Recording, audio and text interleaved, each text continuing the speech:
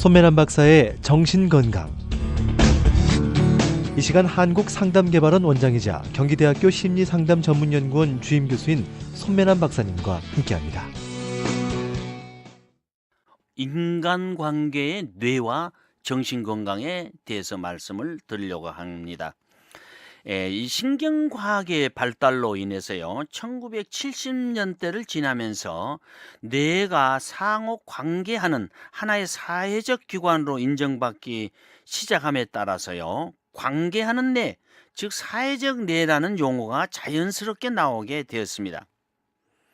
뇌는 상호 관계하는 하나의 기관입니다. 신경세포는 상호 의존성을 가지고 있기 때문에요, 서로 자극이 없다든가 상호 관계가 없으면 신경세포는 그냥 죽어버리게 됩니다.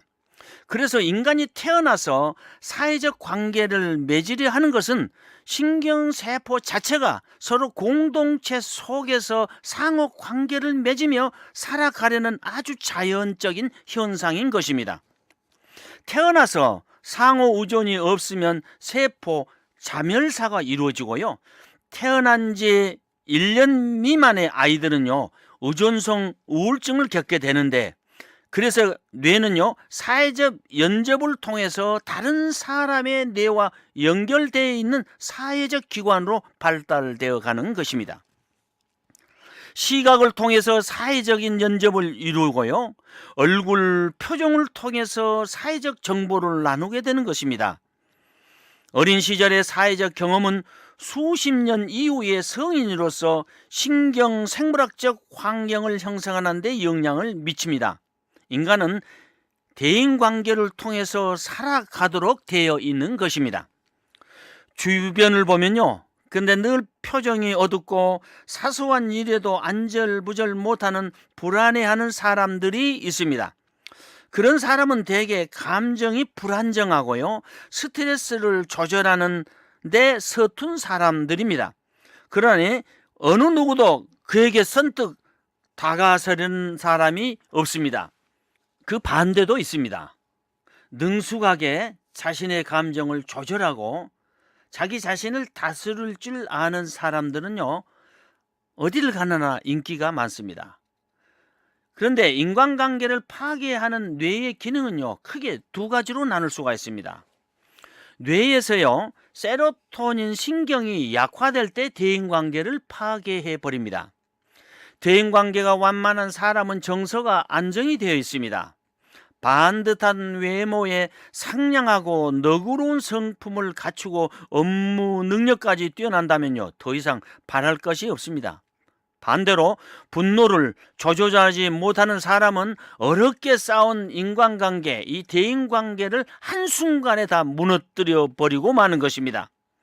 분노나 불안에 휩싸이면요, 뇌의 노르아드레날 신경이 활성화되어서 노르아드레날이 왕성하게 분비되는 것입니다. 그 결과 화를 누리지 못하고 충동적인 행동을 하게 되는 것입니다.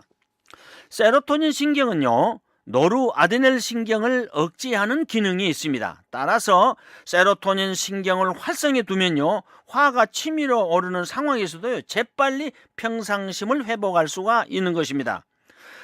그러나 세로토닌 신경이 약하면요, 감정이나 충동 성향을 제대로 조절하지 못합니다. 그래서 우리가 충동 조절 장애라는 말을 쓰고 있습니다. 예를 들면요, 비좁은 지하철 안에 다른 사람과 몸이 살짝만 부딪혀도 불쾌한 기분이 들기 마련이지만 대부분 참고 견디고 넘어갑니다.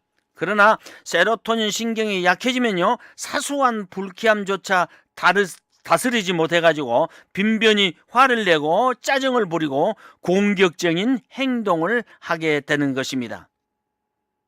또 어떤 노신사는요, 노약자 빈자리에 앉아있는 젊은이들의 말을 했다가 봉변을 당하는 일은 바로 이 모두 세로토닌 신경이 약해져 있기 때문에 충동적으로 조절하는 행위인 것입니다. 화를 참지 못하는 것은 반항기 청소년에만 있는 것은 아닙니다. 어른들도 마찬가지입니다. 타인과의 의사소통 과정에서 세로토닌 신경이 약화될 때 곧바로 상대에게 불같이 화를 내는 것은 일종의 충동적 분노, 불안이나 분노를 억제하지 못하고 갑자기 한꺼번에 폭발하는 순간 이런 상태가 되는 것입니다. 약해진 세로토닌 신경이 노르아드레날린 신경을 제대로 억제하지 못하자 이에 대한 반응으로 적절한 조절을 할 수 없게 돼서 일어난 현상인 것입니다.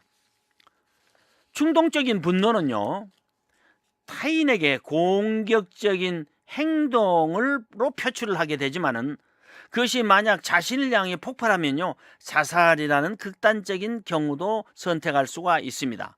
이럴 때 자살은 좌측 축두엽의 60%가 기능장애로 일어난다고 하는 것입니다.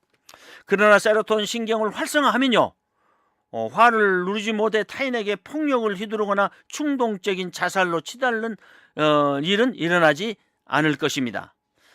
두 번째는요, 우리가 뇌에 스트레스 호르몬이 분비될 때 대인관계를 파괴해버립니다. 화가 나거나 스트레스를 받을 때 사람들은 흔히 아드레날린이 나온다고 이렇게 말을 합니다.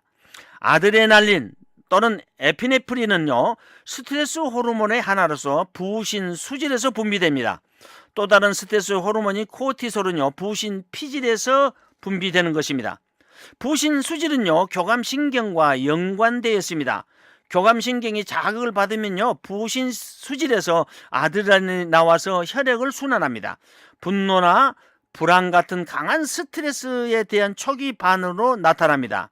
한편 노르아드레날린은요, 교감신경계의 신경 전달 물질로 뇌의 청반액에 있는 노르아드레날린 신경에서 나옵니다. 부신 수질에서 아드레날린이 분비되면요, 그와 동시에 뇌에서는요, 노르아드레날린이 나옵니다. 아드레날린이 분비되면 운동기관으로 금 공급되는 혈액이 늘어나 혈압이 오르고, 또 가스 교환 효율을 높이기 위해서 호흡이 빨라지고 거칠어집니다. 또 뇌 기능이 활성화될 때 일어나는 방으로 또 동공이 커집니다. 쉽게 말해서 흥분 상태가 되는 것입니다. 그래서 인간관계가 깨지는 것입니다. 부부관계가 다 깨지는 것입니다. 자녀관계가 깨집니다. 우리 친구들 관계가 다 깨지게 되면서 우리가 그동안 쌓아놨던 모든 인간관계를 다 망쳐버리는 것입니다. 조금만 더 인내하는 습관을 기르면 됩니다. 세로토닌 신경이 활성화되면요, 신속하게 평상심을 회복할 수 없기 때문에 혹여 노르아드레날린 신경이 작용하거나 혈중 아드레날린 농도가 증가해도 분노나 공포, 불안 등의 감정을 재빨리 억제할 수가 있습니다. 원만한 인간관계의 열쇠도 세로토닌이 쥐고 있다는 것입니다. 운동을 하거나 긍정적인 생각을 하면 좋습니다. 화를 지키기 위해서 자신이 화가 날 때 스톱이라고 잠깐 쉬고 생각하는 습관을 갖는 것이 중요합니다. 대인관계를 파괴하는 사람들은 공통적으로 충동적인 분노를 하는 경향이 있습니다.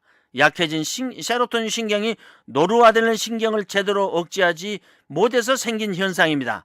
이러한 성향은 세로토닌 신경을 활성화시킴으로써 분노나 불안, 공포 같은 감정을 억제하고 평상심을 되찾을 수가 있는 것입니다. 원만한 인간관계를 통해서 성공하는 우리가 되기를 바랍니다. 감사합니다. 지금까지 한국상담개발원 원장이자 경기대학교 심리상담전문연구원 주임교수인 손매란 박사님의 정신건강으로 함께했습니다. 이 시간 방송 들으시고 무료 상담을 받기 원하시는 분들은 서울전화 884국에 7590번으로 연락하시기 바랍니다.